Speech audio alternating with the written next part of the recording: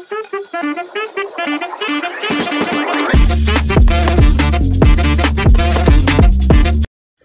Everyone, welcome back to my channel Divya tales. And ఈ video agenda వచ్చేసి especially మీ doubts మీరైతే కమెంట్స్లో చాలా కమెంట్స్ వేస్తూ వస్తున్నాయి. సో నేను 4th ఇయర్ కాబట్టి నాకు మోస్ట్ ఆఫ్ ద టైం దొరకట్లేదు. బట్ దొరికినప్పుడల్లా నేను చాలా కమెంట్స్కి రిప్లై ఇస్తున్నాను, అయినా సరే ఇంకా మిగిలిపోతున్నాయి అన్నమాట. So in this video I just want to clear your doubts regarding what ever you have kept in the comments. So agenda వచ్చేసి కమెంట్స్లో మీరు పెట్టినవన్నిటికి నేను మ్యాక్సిమం ఏవైతే మెయిన్ పాయింట్స్ ఉంటాయో అవి తీసుకొని క్లియర్ ఎక్స్ప్లెనేషన్ అయితే ఇద్దాం అనుకుంటున్నాను. So let's go in to the video. దానికన్నా ముందు మీరు కనుక నా ఛానల్ని సబ్స్క్రైబ్ చేసుకోకపోతే డెఫినెట్గా సబ్స్క్రైబ్ చేసుకోండి. ఆల్రెడీ సబ్స్క్రైబ్ చేసుకొని ఉంటే మీ ఫ్రెండ్స్తో అయితే షేర్ చేయండి. అండ్ వీడియోని అయితే ఎండ్ వరకు అయితే చూడండి. So let's go. So first question, the most requested one, fees reimbursement కంప్లీట్గా పడుతుందా లేదా? సో ఆన్సర్ అనేది డెఫినెట్గా నో. కంప్లీట్గా అనేది ఫీజ్ రియంబర్స్మెంట్ పడదు. గవర్నమెంట్ ఏం చెప్తుందంటే, ఒకవేళ మీకు వెబ్సైట్ త్రూ సీట్ అనేది అలాట్ అయితే based on the me caste ఏదైనా సరే, మీ క్యాస్ట్ ఓసీకి నార్మల్గా ఉండదు, వేరే క్యాస్ట్కి ఫీజ్ రియంబర్స్మెంట్ అనేది పడుతుంది. ఒకవేళ పడితే అందులో మీ tuition fee for suppose 25K ఉంది అనుకోండి, మీరు జాయిన్ అయిన పర్టిక్యులర్ కాలేజ్. సో అందులో హాఫ్ ఫీ అనేది మీకు గవర్నమెంట్ వేస్తుంది, మిగిలిన హాఫ్ ఫీ మీరే కట్టుకోవాలి. What about hostel and bus fee? So hostel and bus fee అనేది కంప్లీట్గా మీరే కట్టుకోవాలి. సో వాళ్ళు ట్యూషన్ ఫీ మాత్రమే వేస్తారు, దట్టు ఈచ్ సెమ్కి హాఫ్ వేస్తారు అనమాట. రిమైనింగ్ హాఫ్ మనమే కట్టుకోవాలి. ఇది ఫీజ్ రియంబర్స్మెంట్ కోసము సొల్యూషన్ అయితే.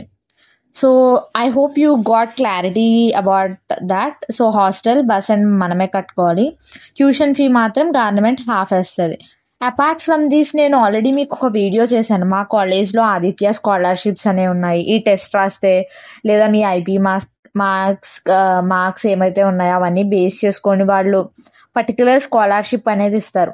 ఒకవేళ మీరు అవన్నీ మా కాలేజ్లో ప్రాసెస్ చేసి ఉంటే డెఫినెట్గా మీకు స్కాలర్షిప్ వాళ్ళ తరపు నుంచి కూడా వస్తుంది అనమాట. Make sure you get to know all this. If you want details regarding tuition scholarship Aditya university అంటే నేను ఆల్రెడీ వీడియో అప్లై చేశాను, ఇందులోనే చెప్పాను. College fees, Aditya engineering college fees ఈ వీడియోలో ఆల్రెడీ మీకు ఇది నేను మాట్లాడుతున్నప్పుడు స్క్రీన్లో డిస్ప్లే అవుతుంది. సో ఈ వీడియోలోకి వెళ్ళి చెక్ చేసుకున్నట్లయితే you will get the fees and tuition details.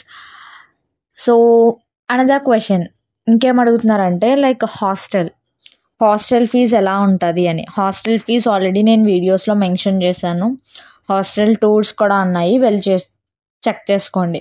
హాస్టల్లో కెటిల్ తెచ్చుకోవచ్చా, స్విచ్ బోర్డ్ తెచ్చుకోవచ్చా, ఇవన్నీ అడుగుతున్నారు. మీరు అన్ని థింగ్స్ కూడా తెచ్చుకోవచ్చు అనమాట. There is no restriction that మీరు తెచ్చుకోకూడదు అలానే ఏం లేదు, థింగ్స్ అన్నీ తెచ్చుకోవచ్చు. ఎందుకంటే పవర్ బిల్ పడేది మీకే. హాస్టల్ ఫీ నార్మల్గా మీరు పే చేస్తారు, కానీ పవర్ బిల్ మాత్రం మీరే పే చేసుకోవాలన్నమాట. అది ఎలా అంటే ప్రతి మంత్కి ఆల్రెడీ మీకు కాలేజ్ వాళ్ళు ఒక మెయిల్ పాస్వర్డ్ ఇస్తారు, మీరే ఆ మెయిల్ పాస్వర్డ్ ఓపెన్ చేసుకొని మీ బిల్ చూసుకొని కట్టుకోవాలన్నమాట. ఒకవేళ కట్టకపోతే ఫైన్ పడిపోద్ది. సో పవర్ అనేది కంప్లీట్గా మీరు వాడే దాని మీద డిపెండ్ అయి ఉంటుంది. సో రూమ్లో 3 people ఉంటే 3 peopleకి ఈక్వల్గా షేర్ అయ్యి మీ పోర్టల్లో మీరు ఎంత కట్టాలో వచ్చేస్తుంది. సో పవర్ కట్టేది మనమే కాబట్టి మనకు కావాల్సిన రిక్వైర్డ్ థింగ్స్ అన్నీ కూడా తెచ్చుకోవచ్చు. రెస్ట్రిక్షన్ ఏమీ లేదు లైక్ ఇది తెచ్చుకోకూడదు అది తెచ్చుకోకూడదు అని. And third most thing, branch. చాలామంది ఇదే పెడుతున్నారు, అక్క ఏఎంఎల్ బెస్టా, ఐటీ బెస్టా, ఈసీఈ బెస్టా, మెక్ బెస్టా, నాకు మెక్లో ఇంట్రెస్ట్ ఉంది, can I join in that అని. సో నేను చెప్తున్నా కదా, డెఫినెట్గా మీరు ఏ బ్రాంచ్ అన్నా తీసుకోండి, either IT branches or a core branches like AML, DS, CSE or mech, triple ఏది తీసుకున్నా సరే మీరు ఆ పర్టికులర్ అకాడమిక్ సిలబస్ చదువుకుంటారు అండ్ మీ స్కిల్స్ అనేవి మీరే పెంచుకుంటారు. సో మీ స్కిల్స్ మీదే ఎండ్ ఆఫ్ ద డే అనేది డిపెండ్ అయి ఉంటుంది అనమాట. So no matter which branch you have taken, అది మీరు కాలేజ్ తీసుకున్నాక డెఫినెట్గా మళ్ళీ నాకు ఈ వీడియో కింద కమెంట్ చేయండి, అవునక్క నువ్వు చెప్పింది కరెక్టే. నేను కూడా మీలాగే ఇంటర్లో ఉన్నప్పుడు కొన్ని వీడియోస్ చూసేదాన్ని లైక్ ఏ బ్రాంచ్. నిజంగా బ్రాంచ్ కోసం అయితే I use to ask everyone sisters or anything relatives యూట్యూబ్లో అలా వీడియోస్ చూసేదాన్ని. అయినా సరే నాకు పిచ్చొచ్చేది, ఒక్కొక్కరు ఒక్కొక్కలా చెప్తున్నారు, ఏంటి ఏ బ్రాంచ్ తీసుకోవాలి, నిజంగా జాబ్ వస్తుందా లేదా. నేను I can feel you guys because నేను కూడా అదే ఇష్యూస్ ఫేస్ చేశాను. సో నాకు ఈ ఇష్యూ ఫేస్ చేశాక చెప్పాలనిపించింది అనమాట. సో మీరు ఏ బ్రాంచ్ అయినా తీసుకున్నా సరే డెఫినెట్లీ నో మ్యాటర్, అందరికీ ఈక్వల్ ఆపర్చునిటీస్ అయితే ఉంటాయి, అది ఏ కాలేజ్ అయినా సరే. కొన్ని ఆపర్చునిటీస్ మిస్ అవుతాయి ఒకవేళ మీ దగ్గర మంచి సిజిపిఏ లేకపోతే, అట్లా అనమాట.